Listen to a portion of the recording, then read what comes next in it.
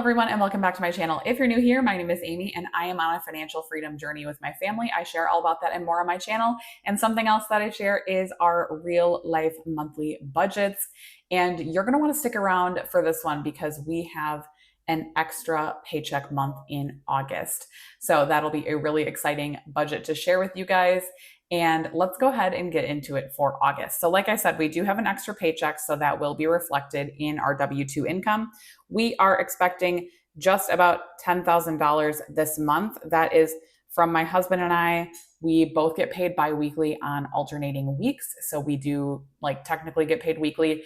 So there are a few months in the year where we receive extra paychecks, one of us. And so this is one of those months. So we are expecting $10,000 roughly. Now I do round these numbers off because obviously we don't want to be talking about like $10,004.78. So just for the ease of it, we round it off. And that's actually how we do our budget anyway, because we do utilize a buffer in our checking account. So while we do kind of zero-based budget, we don't fully zero-based budget because we don't budget our checking account down to absolutely zero. That just would not work for us and probably wouldn't work for most people because there are always things that come up, like having to randomly Venmo somebody $5, which I literally did the other day because I didn't have cash. So yeah, things come up every once in a while that we just need a buffer for. So that is why we have a buffer in our checking account. So let's go ahead and see how we're going to be spending this $10,000 in the month of August. Now, again, this is after taxes, insurance, all of those sort of things. We also do contribute to our 401ks and we also contribute to an HSA. So this is post all of that. So first line item in our budget is our mortgage. If you watched, I think it was my last budget video or it was my last budget recap video, I talked about wanting to slightly increase our mortgage and just round it off to a full number. So I'm going to do that this month. I already made the change in our auto payment for our mortgage. So we're going to round it to $2,400. It's at, I think, $2,365 right now. And that was even rounded up a little bit. It's the real amount we owe every single month is $2,362 or something. So we rounded it up to $2,365. Now we're just going to round it up to $2,400 because it's just easier. And honestly, I like just the little bit extra that we'll be paying. We don't really focus on mortgage payoff right now. Not to say that we won't in the future, but currently we're not really focused on it. So having a little bit of extra going to principal, I think is great. So we decided to do that this month. Next line item in our fixed expenses is Mint Mobile. So if you guys have been on my channel for a while, you know that we utilize Mint Mobile for 3 individuals in our house, my husband and myself, and also my oldest son, who is almost 11. We do have what we call a house phone that we use for him. It's one of my husband. I think it's my old phone actually, that we gave to him, and it's not his phone. He doesn't use it frequently. He doesn't have full usage of it. We basically use it as a glorified house phone. And then we also, if he leaves or if he goes to a friend's house, he takes it with him so that we can communicate with him. So it's really more like a house phone that he is able to use. But long story short, we are paying $200 for that for the year. We have the lowest Mint Mobile plan on that phone. I think it's a little bit less than $200, but I wasn't sure exactly what the taxes and fees and everything were. So I'm just going to say $200, but it ends up being about $15 a month for that plan. And it's basically just unlimited calls and text messages. And then I think there's 5 gigabytes of data that come with that. So it's really not something that he uses, but it's nice to have. So $200 for Mint Mobile. Again, we pay that annually. So my husband and I also pay Mint Mobile as well, but in different months. I think my husband's is in January and mine is usually in May. If you want to check out Mint Mobile, click the link in my bio. I do have a referral link with Mint Mobile. This video is not sponsored, but I do really enjoy Mint Mobile, and my husband and I and our family really likes it, have had no issues with it. So I do highly recommend if you're looking for a more affordable phone plan. Next item is our Peloton. We have a Peloton bike and we do have to pay the membership fee for that. So that is $46 a month. Next, we have internet. We exist in this world of, this century. So we need internet. So $60 a month for internet. That's the mid plan with our carrier and it's fine. It does the job. We typically don't have any internet issues. So we don't feel like we need the highest, ranking one, but it's the midline one and it works great. So $60 a month for that. We have a recurring donation every single month to St. Jude in the amount of $100. So that will come out. And I put daycare in here for some reason. I forgot why. I think I just was automatically thinking that we had daycare, but we don't. So I'm going to X that out. But we typically do have a daycare expense here. We don't currently have my youngest in daycare as of right now, but he will be back in September. So this will be our last budget without that. My husband and I are currently just working like opposite shifts essentially.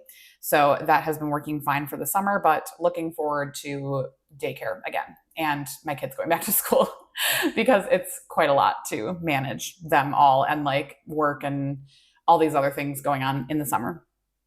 Then we also have a recurring amount of $100 that goes into our brokerage account. I talk about this account periodically. We really don't like focus too much on it. We just put $100 a month in there. It's automatically invested into a few different things that we have like split. It's through M1 Finance. And yeah, we just have been enjoying doing that. We don't really have any plans for this money other than just letting it grow for the foreseeable future. And at some point we will use it for something, most likely like early retirement or something like that. So that's that. And we have electric and gas, which is currently on budget billing at $204. That is just an estimate from the last 12 months of our bills. So $204 that is. So for our fixed expenses, that totals up to $3110, and that leaves us with a remaining of $6,890. It feels so fun to have all this extra money. I'm not going to lie. Like, I wish this could be our budget every single month. So we have $6,800 left. Where are we spending that? So personal spending, my husband and I both get personal spending money. So we are doing our normal amount of $250. That is $125 for each of us. That works out great for us. Would I like to increase this eventually? Probably, but not right now. It's just not a huge priority for us. And we feel like it's enough for us to be able to spend a little bit here and there during the month, but not like go overboard. Next up is gas, $300 for gas, which has been working out well for us. My husband does commute to work and he does have to go in every single day. So we do spend a decent amount of money on gas, but $300 has been working well for us. Groceries, I did actually slightly increase this because we do have extra income this month and also because it is still summer and my kids will be not going back to school until September. I know a lot of like other places go back to school in August. We don't go back until I think September 4th or 5th. So we are still fully in summer mode in August. So $1,100 for groceries. So we did slightly increase this because we are still in the thick of summer in August. Our kids don't go back to school until September. So I think it's September 4th or 5th-ish that they go back. So we are still fully in summer mode. And I wanted to slightly increase this because it has been an expensive summer for food for us. So $1,100, that'll also give me a little bit of room to like stock up a little bit for September. So that will be good. Fun and kids, I also have this slightly higher as well at $150 because again, it's summer and my kids are doing a lot of things. They have been very, very busy with friends and all these sorts of different activities. So $150 for fun and kids. Now this isn't counting like any of the camps or anything that they do over the summer. This is just like extra fun stuff. So if we want to go get ice cream or do something like extra fun on top of that, we put aside $150 and we have 3 kids. So that's, about $50 a kid. So we feel like that's a good amount. Miscellaneous, we are doing $250 for the month of August. Again, there's just things that come up in August typically that we don't account for. So I want to make sure we have enough room. And dining out, I am budgeting $350, which is a slight increase as well. But again, it's the end of summer. And that is the reality, is that we probably will be eating out more. So just planning for that. So that brings our total variable expenses at $2,400 and our total remaining at $4,490. And similarly to our variable expenses, we are increasing some of our sinking funds as well, because why not? We have some extra money this month. So we are going to be putting a little bit extra into our sinking funds because we feel like it and because it just makes sense. We have a little bit of extra money. So for sinking funds, we have had these 5 sinking funds for quite some time. The first one is our car sinking fund, and we are putting $200 to that one. That is our sinking fund for anything car related. We do have 2 vehicles now. We have I think it's a 2018. Why can I never remember? Is it a 2018 or 2017? We have a Honda CR-V. I think it's a 2018. And then we also have a 2019. Oh my gosh. Is it a 2019 or 2020? Oh my gosh. I am so bad with this. Holy cow. Long story short, we have a Honda Pilot and a Honda CR-V. I can't remember the years off the top of my head right now. But we have 2 vehicles and they are larger vehicles now, and they're slightly newer, but I do feel like the maintenance is probably going to be more. So we're doing 200 this month. Again, this covers our car insurance, any of the car maintenance on our cars, oil changes, anything like that, tires, literally anything with our cars. So we want to make sure we have a good amount in here. So 200 for this month, then 100 for home. So again, similar to car maintenance, this would be anything for our house, like, I don't know, filters and all that stuff, maintenance stuff, whatever. 100 for home. We are doing 100 for Christmas, which has been what we were doing all year. So no change to Christmas this month. We're going to do 250 for kids. We also increased this one because we do have a lot of things going on with our kids that we use this money for. The kids sinking fund typically we're using for back to school, things like that. And then also we're using that for like sports fees, any of the stuff that we need to buy for them that's like larger. We do have the kids fund in our variable expenses, but that's more just like the day-to-day stuff. This is more like those more expensive things like the school registration fees, back to school supplies, all that kind of stuff. So because we know we're going to be spending a lot out of this category in August, I decided to just go ahead and raise that to $250 for the month. And vacation, we are raising to $400.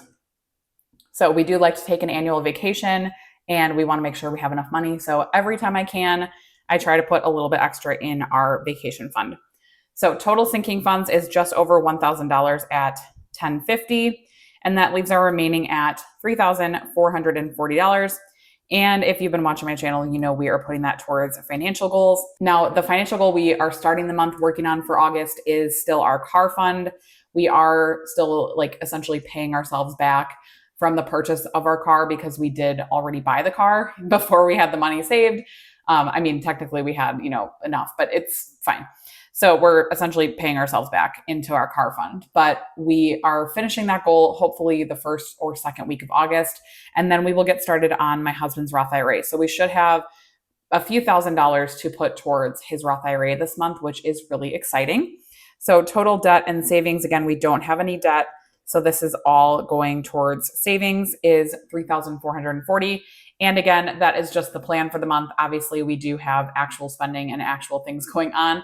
So there might be changes to this budget, but that is why I film a corresponding video with this video, which is our budget recap that I film in the beginning of the month, the next month.